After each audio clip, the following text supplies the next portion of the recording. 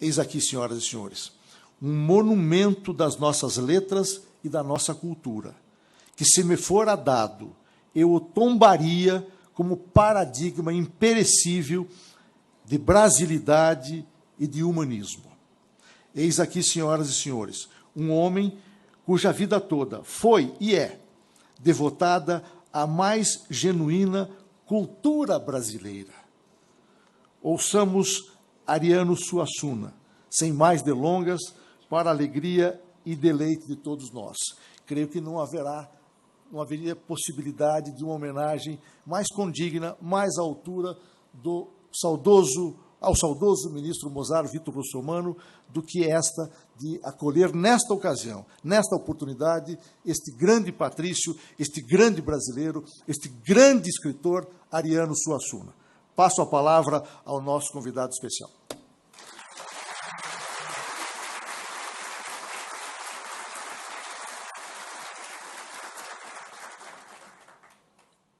Senhor presidente, senhores ministros, senhores magistrados, funcionários, minhas senhoras, meus senhores, eu estou com uma longa estrada já.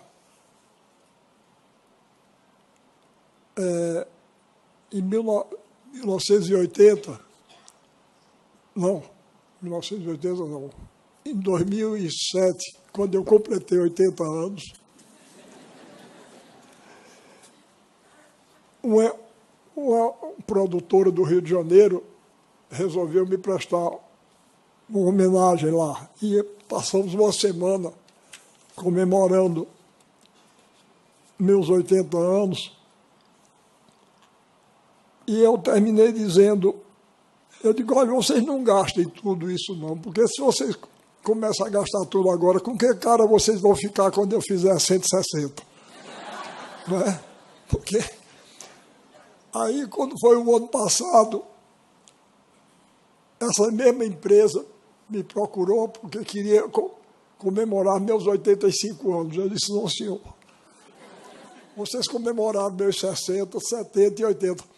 Agora, se comemorar 85, vocês estão me agorando. Estou dizendo, esse velho não chega aos 90, não, é melhor a gente comemorar logo. Não, senhora. Mas, pois bem, nessa longa estrada, eu acho que nunca me vi numa situação tão difícil, porque eu tenho que corresponder agora a tudo isso que o presidente disse. E como vai ser? Começa por minha voz, que é, como vocês estão vendo, não sei nem eu dizer, a minha voz é feia, fraca, baixa e rouca. Eu tenho essa dificuldade. Tanto que fiz uma grosseria com o presidente, me convidou para almoçar com ele, mas se eu fosse, eu ia conversar, e aí não tinha voz mais, e não tinha aula, e ia ser um fiasco completo. Mas ele me compreendeu, me perdoou. Agora, eu achei graça quando ele disse que eu fui advogado. Realmente eu fui. Mas, que me perdoe, eu não sei nem se eu devia dizer isso que eu vou dizer aqui, porque estou no tempo do direito, né, no tribunal, mas eu estudei direito por falta de opção. Não estou faltando com respeito aos que estudam direito com vocação, não, mas eu não tinha vocação nenhuma. No meu tempo só havia 3 opções: medicina, engenharia e direito. Quem era bom em conta de somar ia fazer engenharia. Não é o meu caso, eu sou ruim. Eu faço uma conta de somar 6 vezes, obtenho 6 resultados diferentes, todos 6 errados. Quem gostava de abrir barriga de lagartixa de manhã ia ser médico. Eu não gosto também, não. E quem não dava para nada ia estudar direito. Era o meu caso.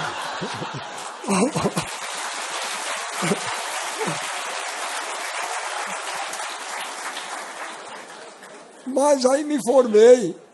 E como acontece com a maioria da juventude brasileira, hoje está melhor, mas eu não tinha emprego.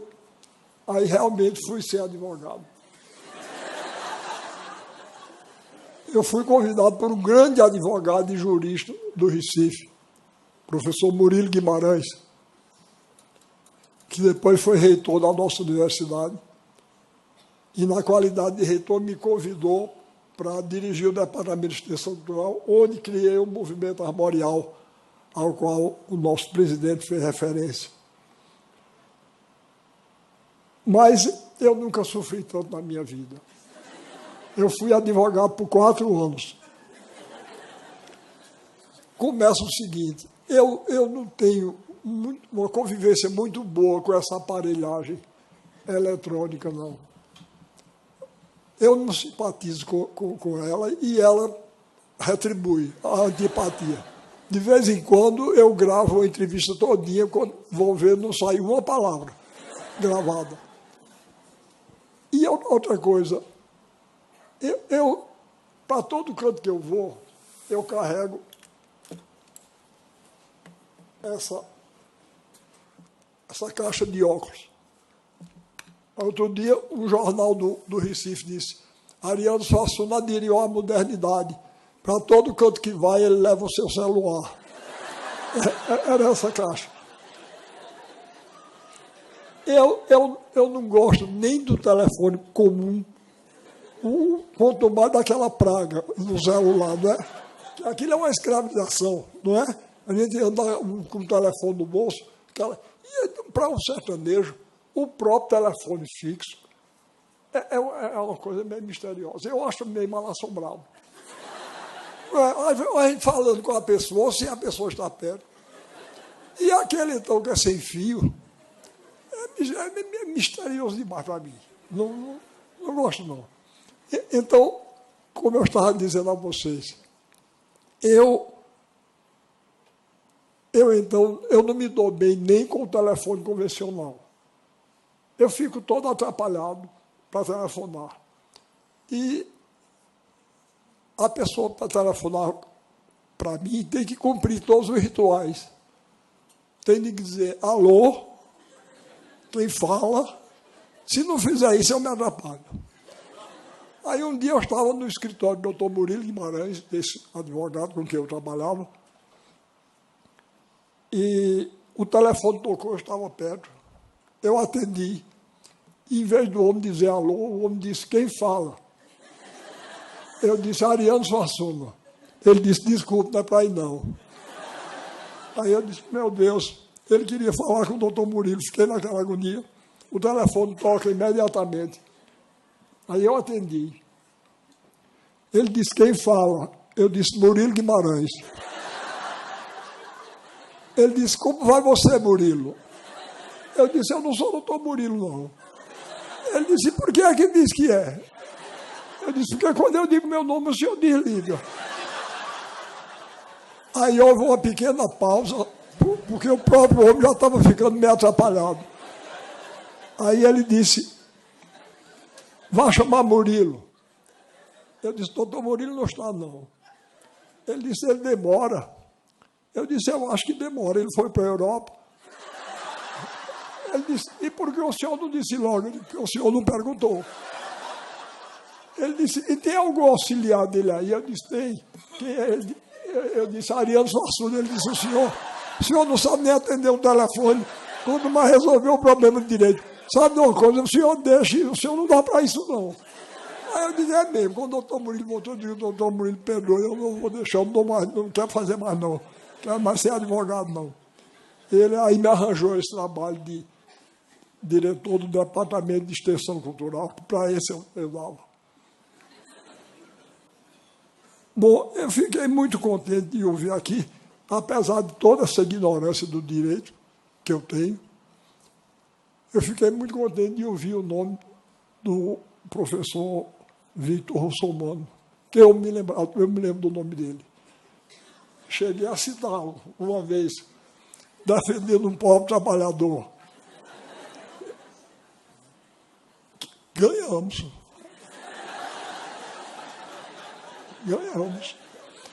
Pois bem, e fiquei muito contente de ouvir as palavras dele, que o presidente leu para nós, ele falando nessa necessidade da humanização da sociedade e mostrando a importância que o direito, principalmente o direito trabalhista, tem. Fiquei muito contente de ouvir isso. São palavras de um mestre. Tenho muita honra de falar na inauguração de um auditório que leva o seu nome. E fiquei muito curioso. Eu acho que eu tenho o privilégio de ser o mais velho aqui. Não é? O triste privilégio de ter 85 anos. Mas tem alguém que tem 86, aqui tem, acho que não. Eu acho que eu sou o mais velho aqui mesmo. Pois bem. Então, e fiquei muito satisfeito de ouvir o Victor Russomano Filho falar em dois escritores de quem o mestre gostava. Pitt Grilli, que foi uma das leituras da minha juventude, e, sobretudo, Guerra Junqueiro, foi outra. Eu fui um menino sertanejo, morava na Paraíba, no sertão da Paraíba, e eu tive a sorte de que meu pai era um grande leitor. E eu tinha, na minha casa, no sertão da Paraíba, a excelente biblioteca que ele nos deixou. E onde li a velhice do Padre Eterno. Tá certo? Onde li a velhice do Padre Eterno. E eu tenho uma boa memória. Eu sei que é muito feio a gente estar elogiando a si próprio, mas memória eu tenho. Eu tenho uma boa memória. Eu, uma vez, dando uma entrevista, disse que eu tenho uma memória de cachorro vingativo. E tenho mesmo. Eu não sei se vocês sabem, mas Guerra Junqueira era anticlerical. Olha, eu sou católico. Eu sou católico. Não estou dizendo com isso que sou um homem virtuoso, não. Mas minha visão do mundo e do homem é uma visão religiosa. E eu sou um sertanejo. E o sertanejo é um sujeito meio cético. Meio cético quanto ao humano. Né? Meio cético quanto ao humano. Eu, não sei se por isso, eu desde menino, que eu examino todas as ideias que me apresentam. Eu examino mesmo. Ninguém vem para mim com o negócio da autoridade. Eu reparo de verdade. Se algum de vocês tem outras ideias, me perdoem, não fique zangado comigo, não. Eu tenho minhas ideias, mais respeito às dos outros. Mas uma vez, eu estava numa livraria no Recife e peguei um livro de Engels, o grande filósofo alemão, né, o companheiro de Marx, e que é muito respeitado. Mas o livro se chamava A Humanização do Macaco pelo Trabalho. Na mesma hora eu digo, esse homem eu não leio mais nada dele. Porque um homem que sustenta uma ideia dessa, olha, pode dar e dizer o que quiser, tá certo? Pode dar e dizer o que quiser. Mas eu não aceito que a inteligência humana tenha evoluído a partir da inteligência do macaco, ou seja, de que bicho for. A diferença é grande demais. Olha, para todo canto que vou, eu carrego isso. Eu vou mostrar a vocês. Eu não vou dizer nem a Divina Comédia ou a Nona Sinfonia de Beethoven, para não humilhar os macacos.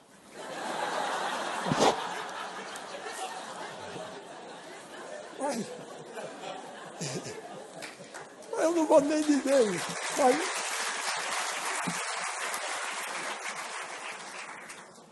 vocês vejam o seguinte.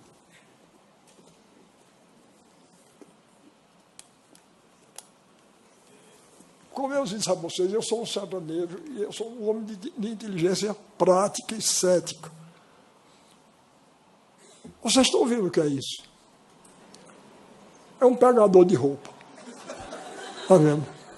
Olha, eu vou dizer uma coisa, a gente não sabe o nome do homem que inventou isso, mas ele é um gênio.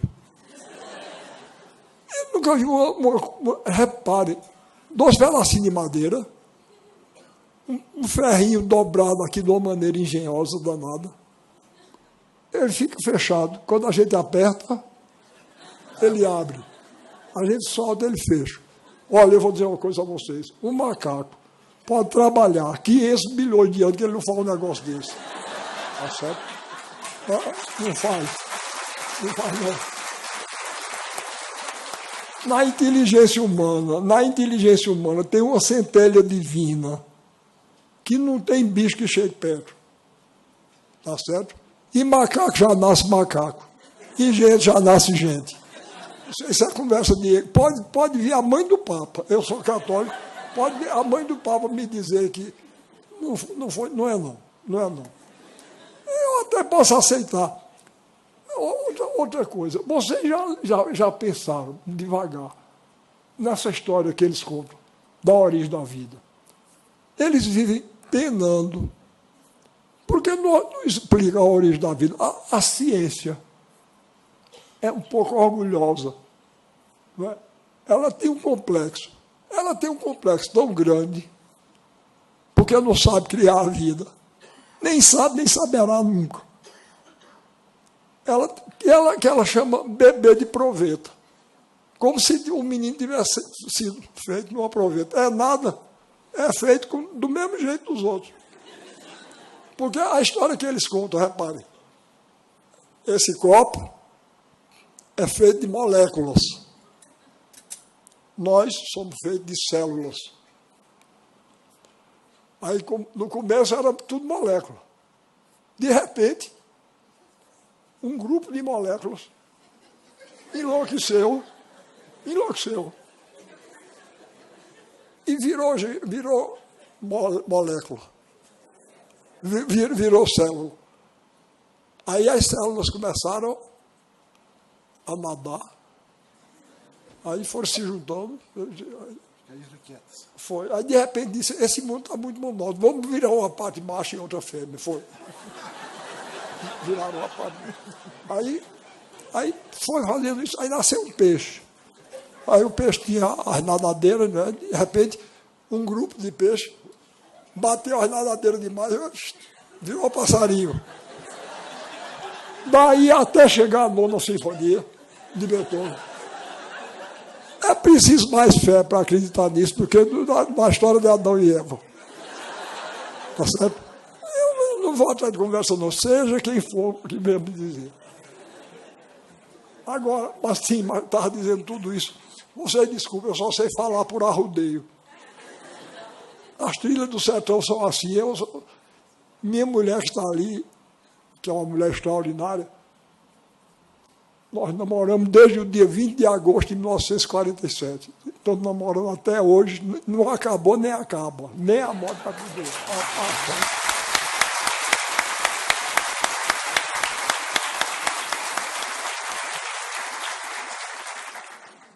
Quando eu era moço, eu começava a falar, começava a arrudear, ela ficava com medo, que eu não acertasse a voltar. Mas quando era moço, eu acertava. Mas agora eu estou ficando esclerosado, às vezes eu me dando e me perco. Mas eu já me lembrei, eu estava falando tudo isso a propósito de Guerra Junqueiro e do nosso homenageado, o professor Russomano. Pois bem, Guerra Junqueiro, ele escreveu esse livro que é altamente anticlerical. Como eu disse, eu sou católico, mas eu gostava. Eu acho muita graça, eu gosto muito do autor que me faz rir. Eu acho o riso uma coisa boa, não é? Daí a admiração que eu tenho por palhaço. Eu tenho uma admiração pelos palhaços enorme, porque enquanto os outros artistas vivem de cara amarrada, ele aumenta a alegria do mundo, não é? Aumenta a risada. Eu sou um palhaço frustrado, eu confesso a vocês, sou um palhaço frustrado. Até com material eu ando assim para fazer essa molecagem, eu gosto de fazer. Pois bem, aí, não sei se vocês sabem, mas a ordem dos jesuítas se chama Companhia de Jesus, não é? Societas Jesus, a Companhia de Jesus. Tanto que os jesuítas assinam o nome e escrevem SJ, não é? Societas Jesus. Então, ele fez um poema que eu acho uma maravilha, achei engraçado, eu não estou de acordo, não, como disse, sou católico, mas achei muito engraçado. Ele fez um poema chamado Trocadilho. E ele dizia assim: ó jesuítas, vós sois de um faro tão astuto, tendes tal corrupção e tal velhacaria, que é incrível até que o filho de Maria não seja velhaco e não seja corrupto, andando há tanto tempo em tão uma companhia. Então, eu acho graça dele, e fiquei muito contente de saber que o nosso mestre russomano gostava também dele. Bem, como o nosso presidente disse, eu me preocupo muito com esse processo de vulgarização e de descaracterização da cultura brasileira. Eu me preocupo e principalmente, eu reclamo um pouco contra os meus pares. Eu acho que é dever de todos nós, escritores, jornalistas, juízes, de chamar a atenção, pelo menos para um fato, de que certas coisas que nós estamos vendo não são normais, não. Porque já está ficando normal. Já está ficando comum. Tudo que nos aparece nos é empurrado de goela abaixo, como arte do primeiro mundo. E quando a gente se opõe, nós somos chamados de arcaicos. Eu me incomodo lá de ser chamado de arcaico. Não me admiro, não. Um homem de 85 anos já deve ser arcaico mesmo, mas é preciso eu não ter medo do nome. Eu não tenho medo, não. Pode chamar. Entra por um ouvido, sai pelo outro. Mas eu vejo certos falsos ídolos que andam por aí. Olha, existe agora o tal de Lady Gaga. Eu não vou nem... Ela deve estar muito preocupada lá. A Suassuna não gosta de mim.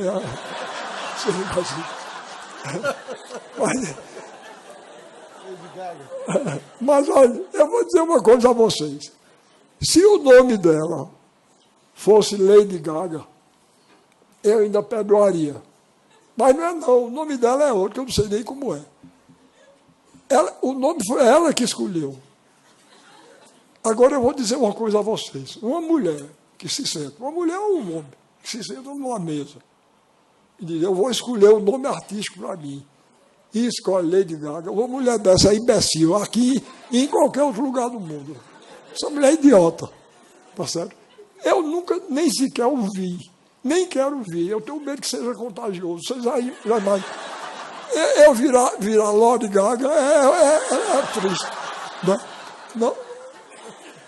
Olha bem, mas essas coisas estão ficando normais. Outro dia eu vi na televisão o pessoal fazendo um programa de exaltação a Cazuza. Eu tenho a maior compaixão das pessoas como Cazuza. Coitado, morreu dilacerado naquela idade jovem. Mas a frase que estavam citando dele ele disse: os meus heróis morreram todos de overdose. E essas coisas estão passando aí. E ninguém protesta. Aí eu disse: eu vou protestar. Porque o meu herói principal não sabia nem o que era uma overdose. Ele morreu crucificado entre dois ladrões. Na verdade, então, é preciso que a gente afirme esses valores. Tem que afirmar, sem ter medo de ser considerado arcaico. Bom, tudo bem, a nossa compaixão, ele tem direito, como todo ser humano, e ele que era um sofredor, um dilacerado. Mas ele dizer uma frase dessa, Isso é uma frase altamente prejudicial para a nossa juventude estar ouvindo. E a gente tem que se levantar. E eu meti na cabeça que o povo brasileiro me encarregou de eu protestar contra essas coisas. Coitado do povo brasileiro, talvez nem saiba. Eu só, no Nordeste se conta uma história. Eu gosto muito de história de doido. Eu não sei se é por identificação, mas eu gosto muito. Eu gosto muito. Eu tenho um primo, Saul. Uma vez ele disse para mim: Ariano, na família da gente, quem não é doido, junta pedra para os doidos jogarem no povo. E eu não sei se é por isso, mas eu tenho um interesse por doido danado. Porque eles veem as coisas de um ponto de vista original. Não é? E isso é uma característica do escritor também. O escritor verdadeiro não vai atrás do lugar comum. Ele procura o que tem de verdade por trás da aparência. E o doido é danado para revelar isso. O nosso presidente falou do fato: meu pai governou a Paraíba de 1924 a 1928. E tanto que eu nasci no Palácio. Eu nasci no Palácio. E em 1963, mais ou menos, houve um congresso literário lá na Paraíba, e eu fui, e o governador do estado ofereceu um almoço a todos os participantes. Quando eu fui entrar, o guarda me barrou, disse: não, o senhor não pode entrar, não. Por quê? Ele disse: porque o senhor está sem gravata. Eu não uso gravata. Aí eu disse: você veja como são as coisas. Essa é a segunda vez que eu estou entrando nesse palácio. A primeira vez eu entrei nu e ninguém reclamou. É porque eu nasci lá.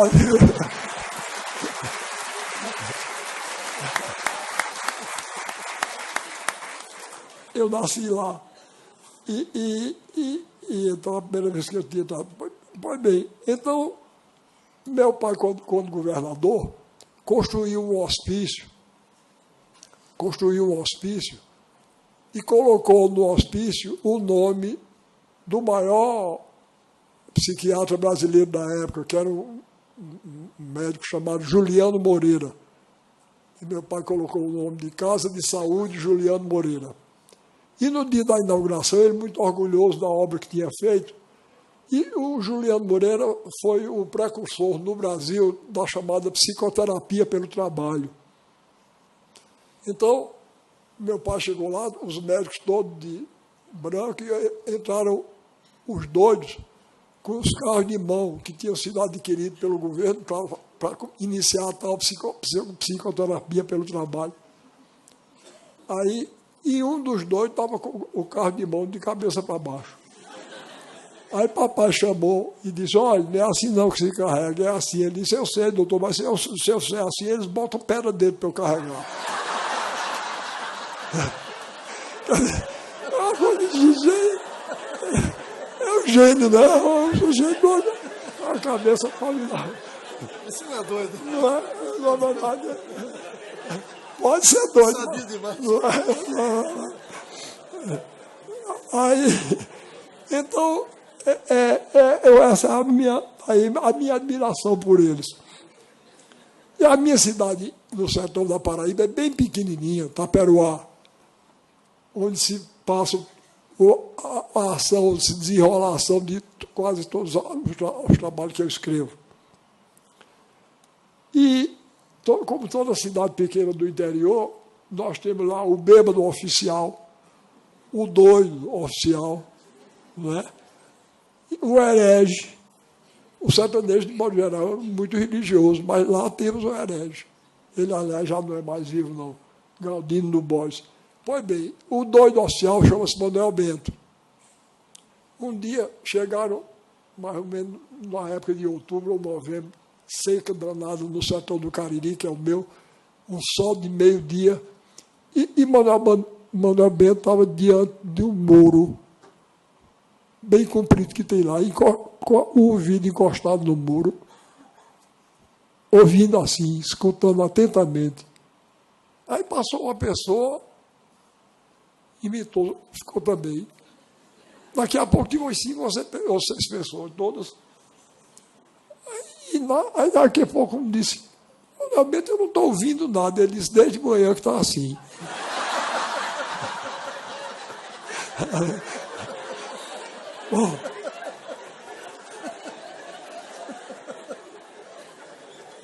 Bom, eu estou ficando preocupado. Você desculpe minha maneira de falar. Eu estou ficando preocupado com as coisas que estão acontecendo assim no Brasil.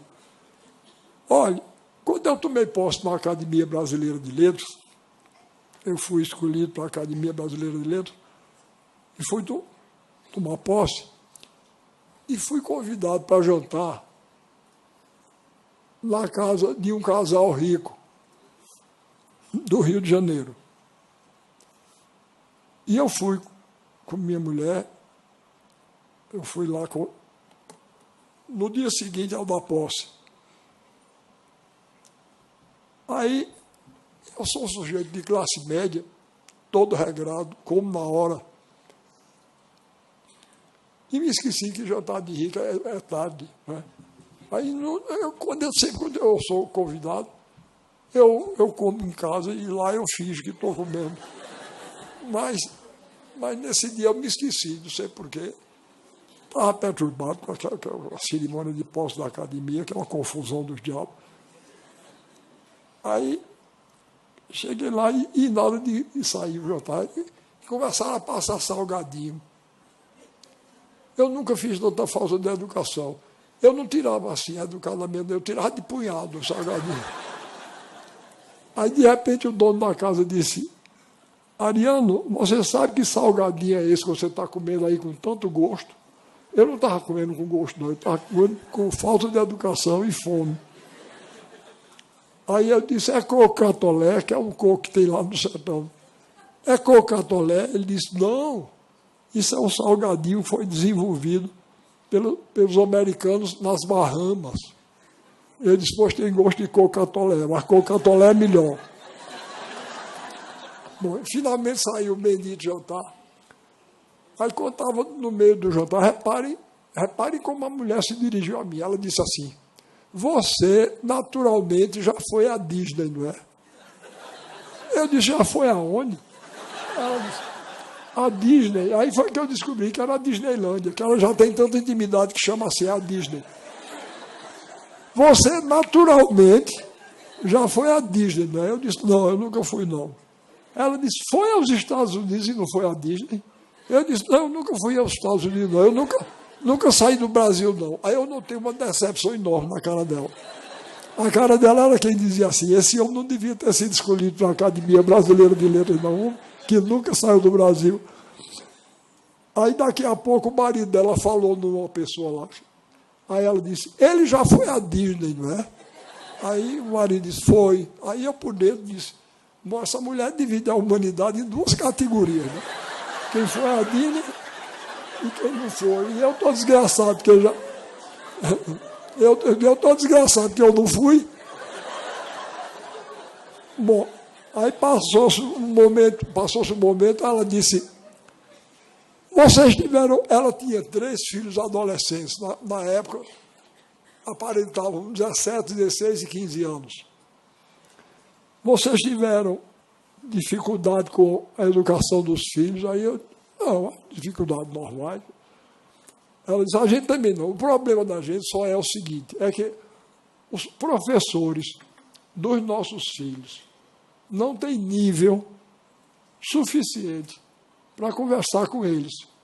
Eu disse, bom, é mãe de Rui Barbosa, Joaquim Nabuco e Castro Alves, né? Porque os professores não têm nível. Mas vocês vejam a minha inocência. Não era nível intelectual, não, que isso não interessa a ela, não.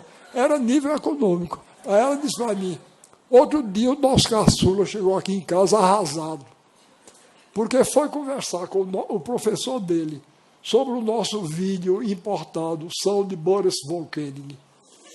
E o professor Ariano nunca, nem sequer, tinha visto um vídeo São de Boris Volkening. Aí disse ela, agora me diga que respeito um estudante pode ter por um professor que nunca nem sequer viu um vídeo só de Boris Volcano. Aí eu me acovardei, eu já não tinha ido à Disney, eu disse, é mesmo. Além de não ir à Disney, não saber o que era um vídeo só de Boris Volcano, era demais, eu disse, é mesmo. Morrendo de medo que ela perguntasse qual era a diferença de um vídeo sobre Boris Volcano para os comuns, que eu não saberia dizer. Pois bem, então, é contra isso que eu me volto, tá certo? Quer dizer, a gente está ficando... Porque a gente ri, porque a história é engraçada, mas o que está por trás disso é uma quantidade de ideias frívolas, não é? Uma visão superficial do mundo e do ser humano, que é uma coisa perigosa.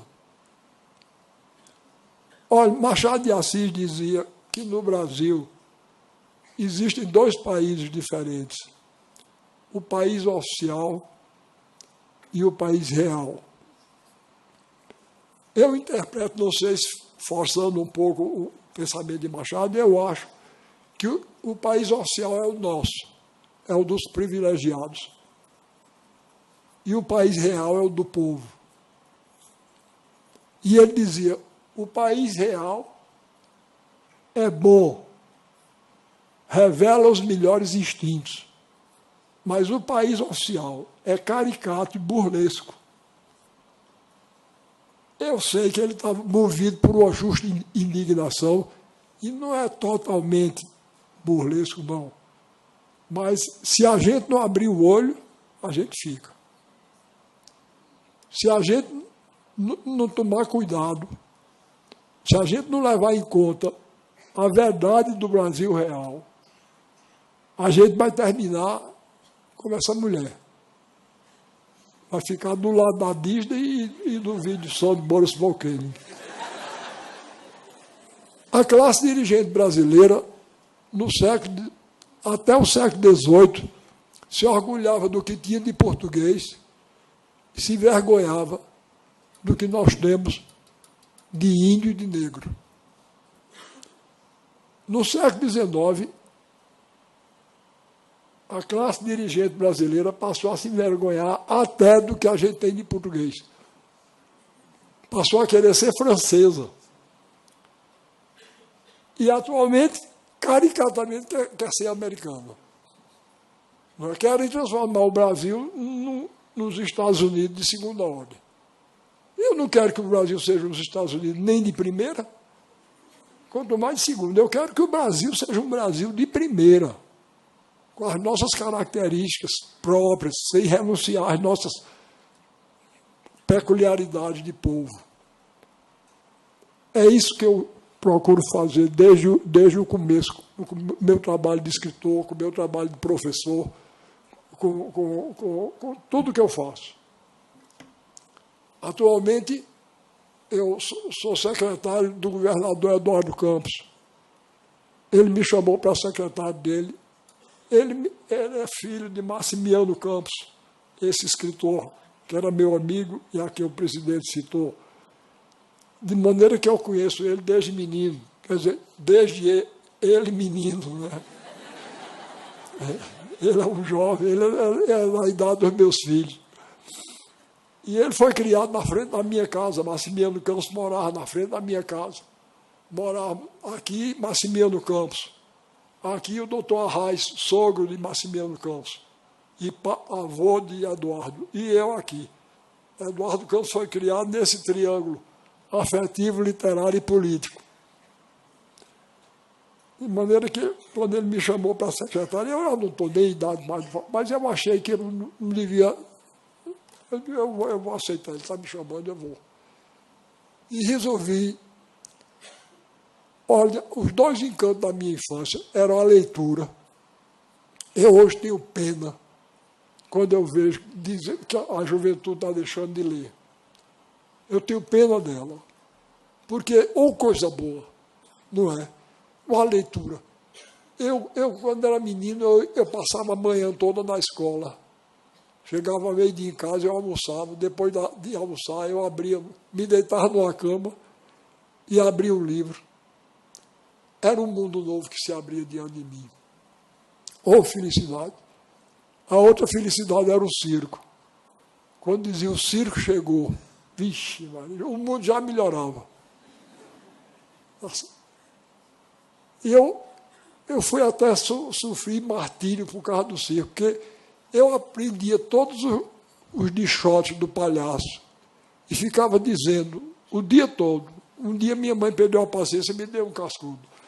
Por causa disso, então eu sou um mártir da arte. Primeiro mártir da arte circense.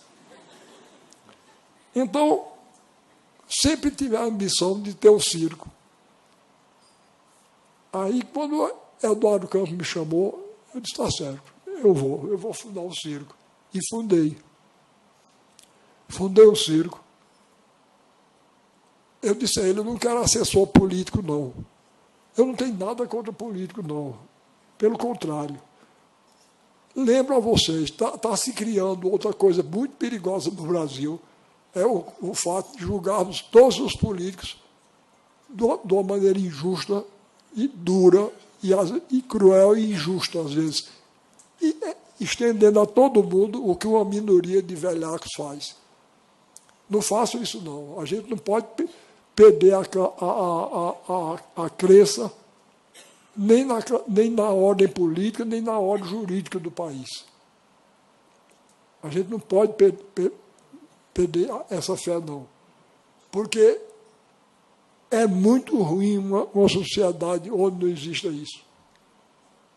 Onde não existe uma ordem política e uma ordem jurídica. Não é? É muito ruim. É muito perigoso.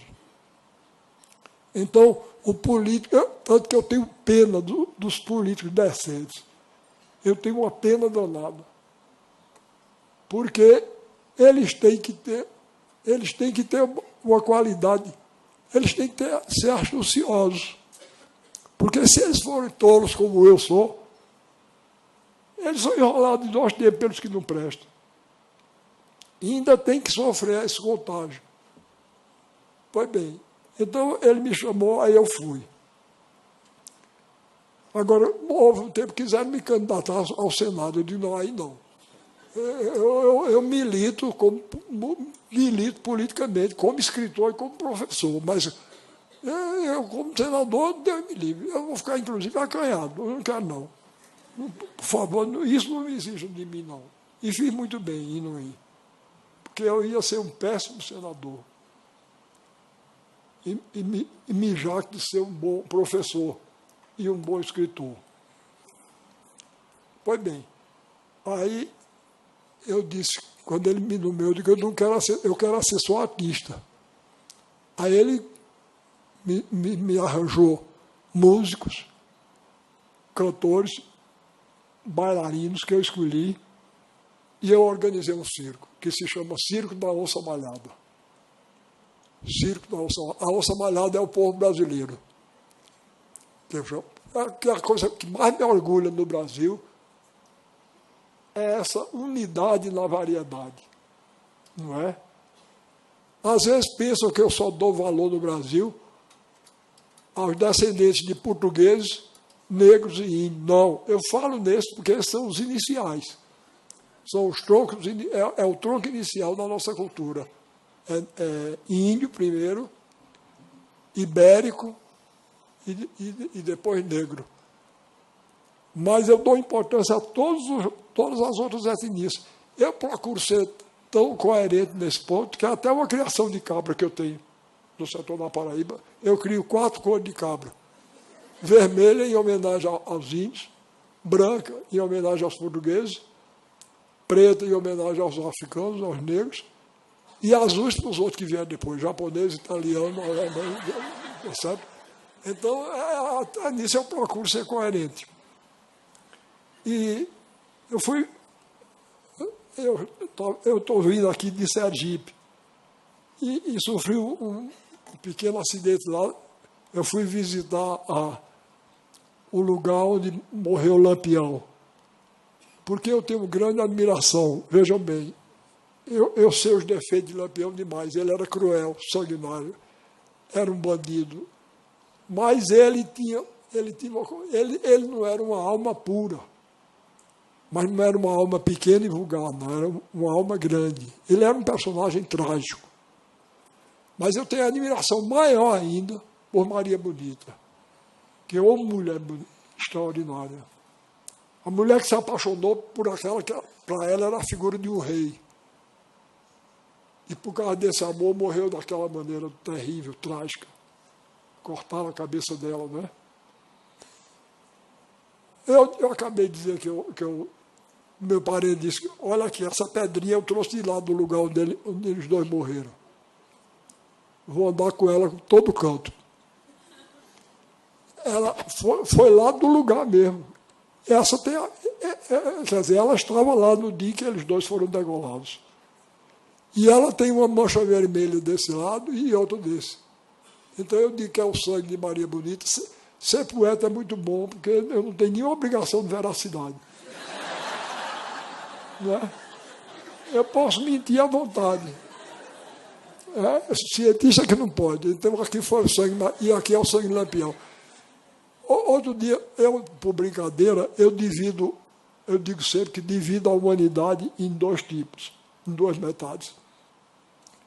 Nesse lado de cá estão os que gostam de mim e concordam comigo.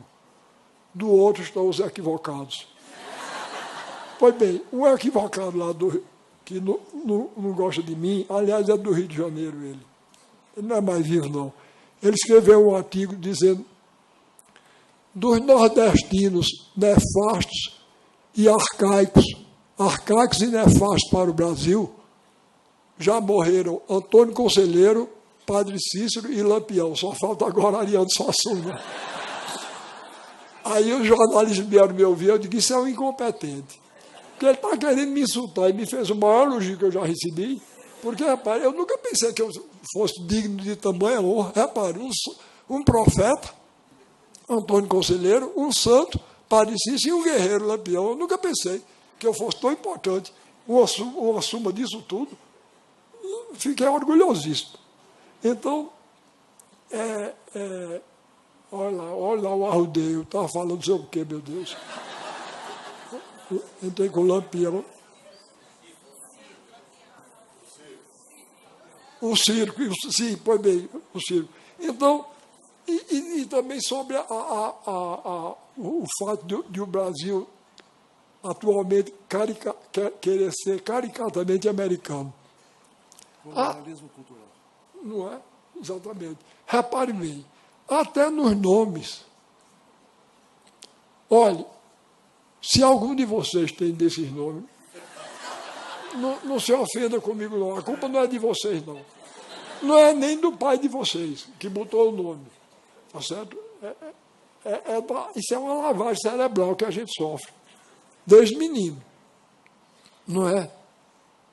Que João é considerado um nome de segunda ordem e João é de primeira. Pois bem, eu estava outro dia na universidade, lá em Pernambuco, dei uma aula, quando terminou, os jovens pararam para tirar retrato comigo e pedir autógrafo. Aí chegou uma moça junto de mim e pediu um autógrafo. Eu disse, como é seu nome? Ela disse, Ruedia. Eu disse, como é que se escreve, minha filha? Ela disse, W-H-E-Y-D-J-A.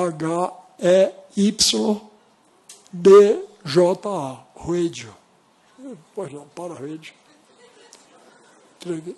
Atrás de Ruedia, chegou outro. Eu disse, como é seu nome, minha filha? Ela disse, Ruemita. Eu disse, como é que se escreve? Ela disse, W-H-E-M-Y-T-T-A. Aí eu disse, você é irmã de Ruedia? Ela disse, como foi que você adivinhou?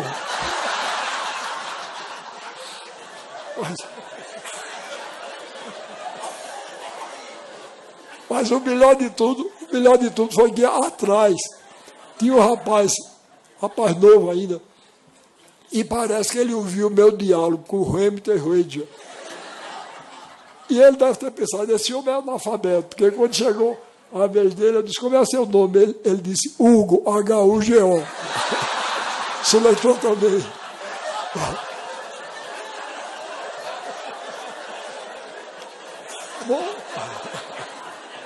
Bom, então, eu sei que eu estou falando demais, mas eu já vou terminar. Eu não queria terminar sem... Eu queria mostrar a vocês o tipo de trabalho que eu estou fazendo lá em Pernambuco. Eu trouxe uma figurazinha do meu circo. Vou mostrar uma ou duas. Agora eu quero que vocês, então, vejam, porque o que vocês vão ver é um protesto meu contra essa música de má qualidade. Porque estão nivelando o gosto pelo gosto médio, que é a pior coisa que pode acontecer. Eu estava outro dia em casa, eu liguei a televisão, estava um grupo cantando. Se algum de vocês gosta, não me leva a mal não, mas estava cantando a seguinte obra-prima. Assim, ele dizia, se você quiser me conquistar, você tem que suar. Bom, eu já achei ruim, mas o autor achou tão bom que repetiu, fazendo variações. Se você quiser me conquistar, você tem que balançar. Se você quiser me conquistar, você tem que rebolar. Uou, uou, uou, uou, uou, uou.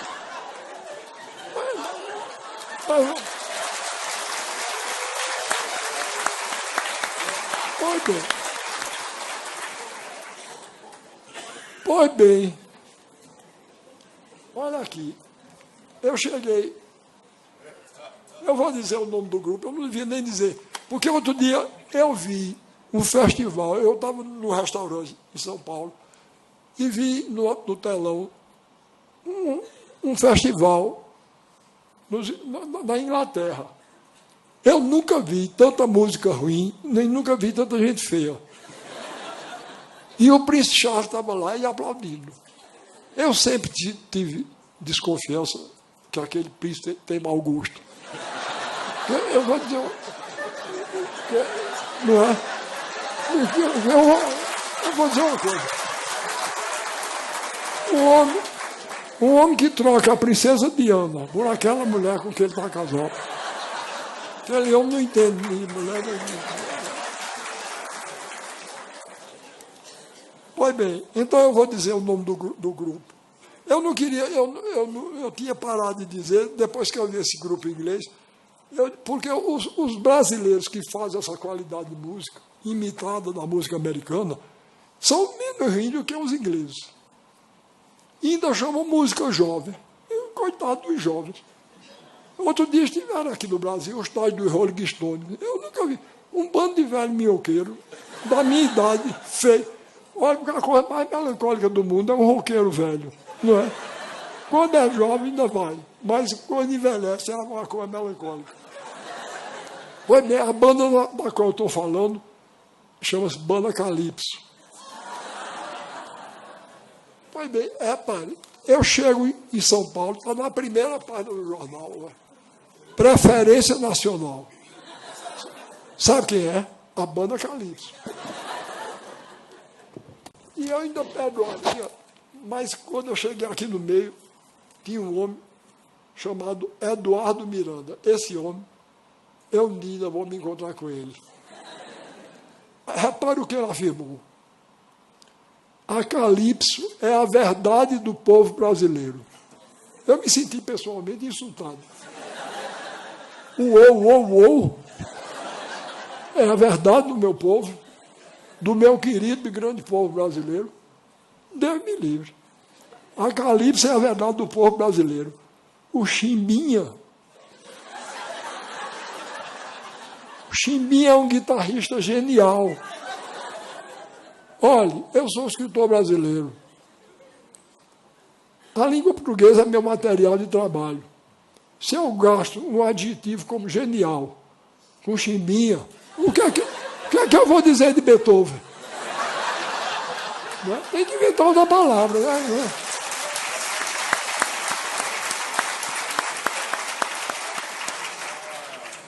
O Chimbinha é um guitarrista genial. Ao mesmo tempo que são musicalmente interessantes. Se você quiser me conquistar, você tem que suar. Aí o que me irritou mais foi isso. Eles têm uma coisa super brega, que é a cara do Brasil.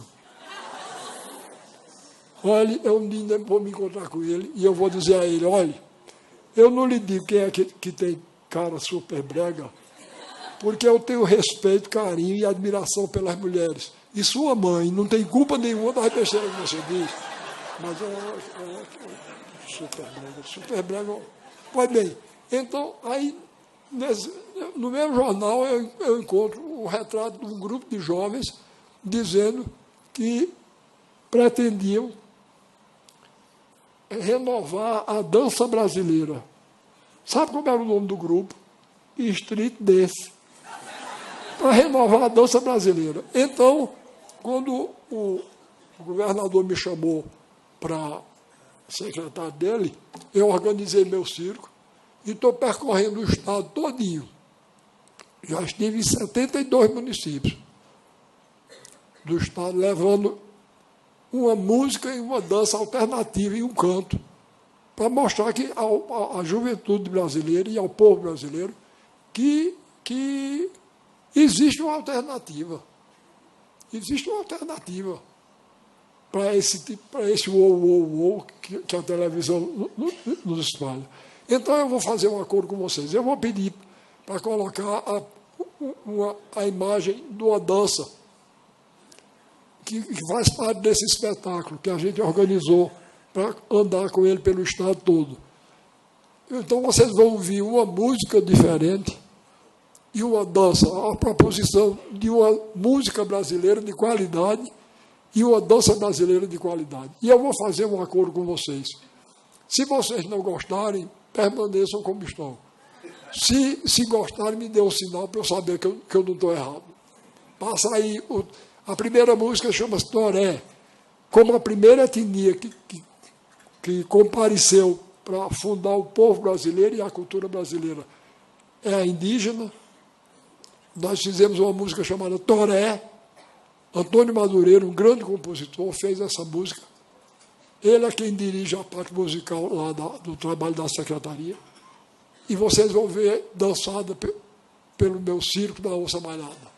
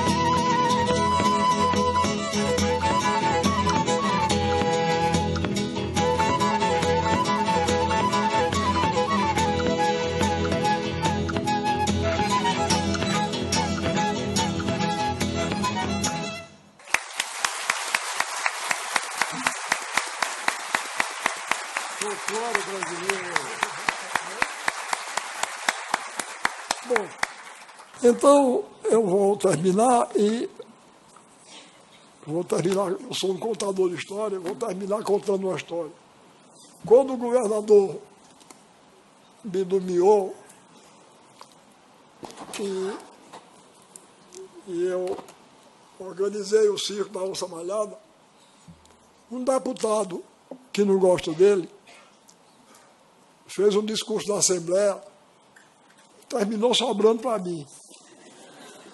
Ele falou lá mal e coisa aí disse, quanto ao secretário Ariano Suassuna, ele é um secretário apenas figurativo. Tá bom. Eu detesto viajar. Em cima de um carro, para cima e para baixo. Já visitei as 4 regiões do estado, 72 municípios, para mostrar ao povo o alternativo. E o desgraçado de dizer que eu sou um secretário figurativo. Ele disse que o governador tinha me nomeado somente para eu ficar com cara de secretário e para ele dizer que contava comigo na equipe. Eu não gosto nem do nome secretário. Pelo seguinte, lá na minha terra, Taperoá, tinha um jumento vadio que andava no meio da rua sem dono. Sabe como era o nome dele? Secretário. Quando me chamou secretário, eu pensei que estão zonando comigo. Pois bem, aí eu digo, eu vou me vingar. Eu, como sertanejo, sou vingativo. Vingança braba não faço não, mas vingança mansa eu faço. Aí eu estava no teatro lá no Recife, ele chegou, quando ele me avistou, nós nos tratamos muito cordialmente. Aí ele, feito um Judas Iscariotes, não estou me comparando com o Nosso Senhor, não, mas ele, que se diz meu amigo, ele pode ser comparado com o Judas. Aí ergueu os braços assim, teatralmente, e disse, meu caro Ariano, como vai? Eu disse, figurando. Aí ele perdeu um pouquinho assim a graça, aí disse, você não sabe com que carinho eu disse aquilo. Aí eu disse, eu imagino como não é você, quando fala com raiva, porque falando carinhosamente é desse jeito, né? Então, eu gostaria muito que ele estivesse aqui para eu dizer a ele, olha, eu posso até ser figurativo, mas eu estou mostrando minhas figurações pelo Brasil todinho, coisa que nenhum secretário fez ainda. Muito obrigado pela atenção que me ouviram, desculpe de arrumar as minhas palavras.